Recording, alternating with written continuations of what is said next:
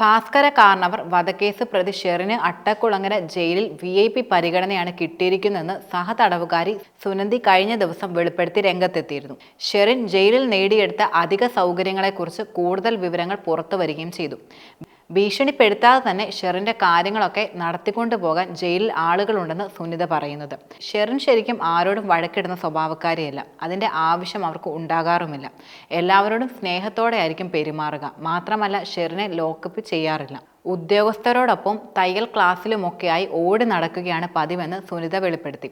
DIG പ്രദീപുമായി നിരന്തരം mobile ഫോണിൽ സംസാരിക്കുമായിരുന്നു. പ്രദീപ് എല്ലാ ആഴ്ചയും വരികയും ചെയ്യും.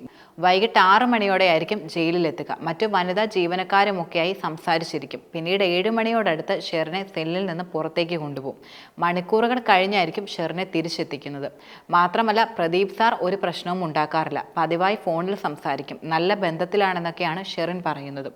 3 നേരം പുറത്തുനിന്നുള്ള ഭക്ഷണമാണ്. സ്വന്തമായി മൊബൈൽ ഫോൺ, 10,000 രൂപയുടെ മേക്കപ്പ് സാധനങ്ങൾ, വീട്ടിൽ നിന്നും കൊണ്ടുവന്ന വസ്ത്രങ്ങൾ, ബെഡ്ഷീറ്റുകൾ, ഓഫീസിൽ നിന്നും സെല്ലിലേക്ക് നടക്കാൻ കൂട, അങ്ങനെ പുറത്തെങ്ങനെയാണോ ജീവിക്കുന്നത് സമാനമായ രീതിയിലാണ് ജയിലിനകത്തും ഷെറിൻ കഴിഞ്ഞതെന്നാണ് സുനിത പറയുന്നത്.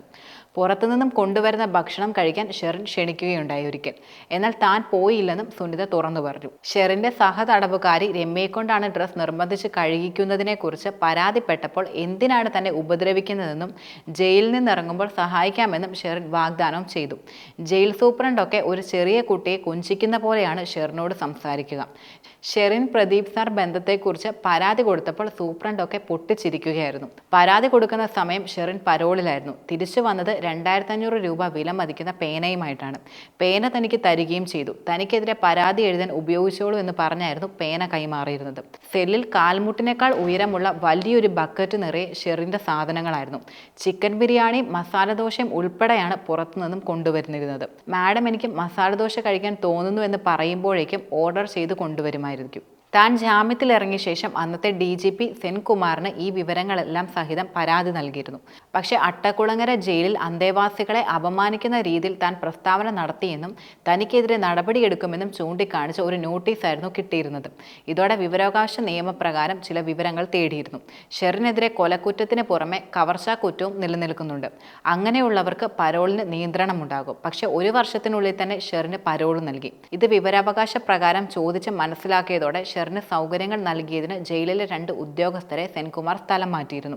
എന്നാൽ അത് താൽക്കാലികമായ നടപടി മാത്രമായിരുന്നു. ഞാൻ വീണ്ടും വിവരാവകാശ നിയമങ്ങൾ പ്രകാരം കാര്യങ്ങൾ തിരക്കിയപ്പോൾ ഷെറിനെ അട്ടക്കുളങ്ങരയിൽ നിന്നും വിയൂരിലേക്ക് മാറ്റിയിരുന്നു. ജയിലിൽ പെരുമാറ്റ ദൂഷ്യമെന്നും കാണിക്കാത്തവർക്കാണ് പരോളിന് പരിഗണനയുള്ളത്. 20 വർഷത്തിലേറെയായി ജയിലിൽ കഴിയുന്ന 5 6 സ്ത്രീ തടവുകാർ ജയിലിലുണ്ട്.